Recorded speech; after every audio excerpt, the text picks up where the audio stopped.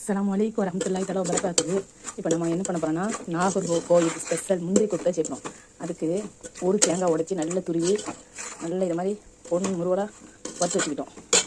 அதுக்கப்புறம் 1 கிலோ சர்க்கரையை நல்லா பாவு காய்ச்சி வச்சுக்கிட்டோம்.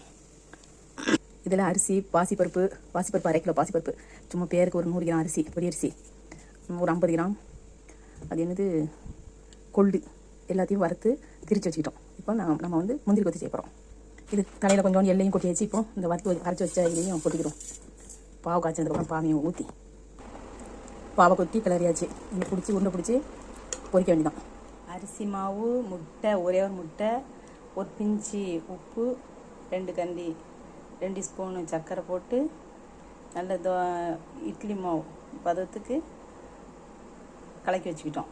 இதை முக்கி பொரிக்கணும். நம்ம இதை எல்லாத்தையுமே உருண்டை பிடிச்சி வச்சுக்கிட்டோம். இப்போ அவ்வளோ உருண்டையும் இதில் போட்டு ஒன்று ஒன்றா பொரிச்சு எடுக்கணும். முக்கி பொரிச்சு எடுக்கணும்.